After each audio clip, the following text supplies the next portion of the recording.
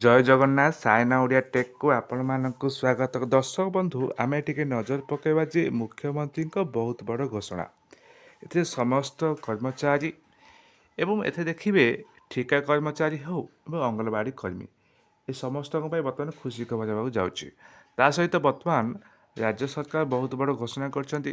ତେଣୁ ଏଠି ଅବସରକାଳୀନ ସହାୟତା ରାଶି 1,00,000 ଟଙ୍କା ବୃଦ୍ଧି।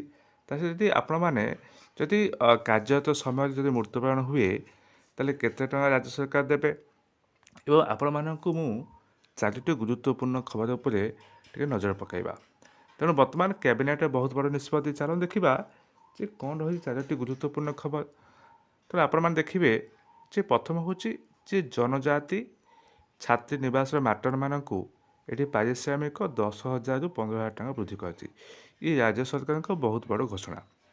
ଏଥିରେ ଅବସରକାଳୀନ ବା 1,00,000 ଟଙ୍କା ମିଳିବ ଏବଂ ଅବସର ବୟସ 60 ବର୍ଷ। 60 ବର୍ଷ ହେଲା ପରେ ରିଟାୟାରମେଣ୍ଟ ପରେ ଆପଣଙ୍କୁ ସିଧାସଳଖ 1,00,000 ଟଙ୍କା ମିଳିବ ସହାୟତା ରାଶି। ତା ସହିତ ଯଦି କାର୍ଯ୍ୟରତ ସମୟରେ ମୃତ୍ୟୁବରଣ ହୁଏ ତାହେଲେ 2,00,000 ଟଙ୍କାର ସହାୟତା ରାଶି ରାଜ୍ୟ ସରକାର ଏଠି ଦେବେ।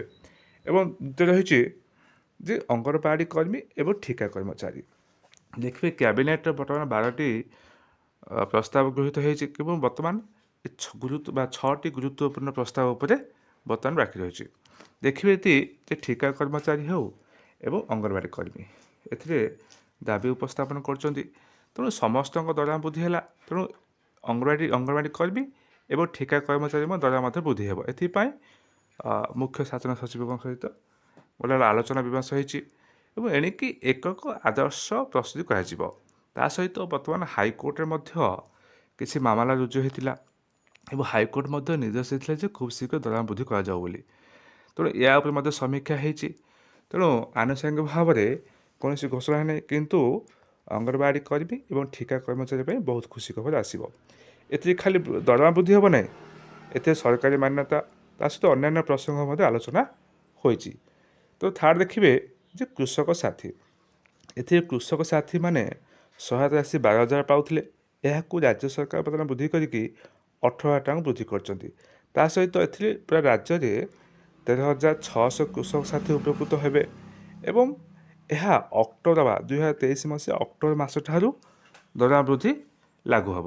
ଏବଂ ଥାର୍ଡ଼ ରହିଛି ଯେ ଆପଣମାନେ ଦେଖିବେ ଯେ ବିଦ୍ୟାଳୟ ଓ ପାଚିକା ଓ ସହଯୋଗୀମାନଙ୍କୁ ଏଥିରେ ରାଜ୍ୟ ସରକାର ପାଚିକାମାନଙ୍କୁ 1,400 ଟଙ୍କା ଦେଉଥିଲେ, ବର୍ତ୍ତମାନ 2,000 ଟଙ୍କାକୁ ବୃଦ୍ଧି କରିଛନ୍ତି। ତା ସହିତ ଏଠି ଯଦି ପାଚିକା ଓ ସହଯୋଗୀମାନେ ଯଦି କାର୍ଯ୍ୟରତ ସମୟରେ ମୃତ୍ୟୁବରଣ ହୁଏ 1,00,000 ଟଙ୍କା ସହାୟତା ରାଶି ମଧ୍ୟ ଘୋଷଣା କରିଛନ୍ତି ଏବଂ ଏହା 23 ଅକ୍ଟୋବର 2023 ଠାରୁ ଲାଗୁ ହେବ। ତେଣୁ ଏ ଥିଲା ଲାଟେଷ୍ଟ ଅପଡ଼େଟ୍।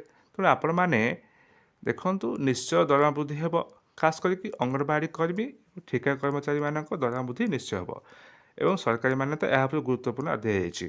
ତେଣୁ ଯଦି ଆପଣମାନଙ୍କୁ ଭିଡ଼ିଓଟି ଭଲ ଲାଗିଥିବ ଲାଇକ୍ ସବସ୍କ୍ରାଇବ୍ ନିଶ୍ଚୟ କରିବେ।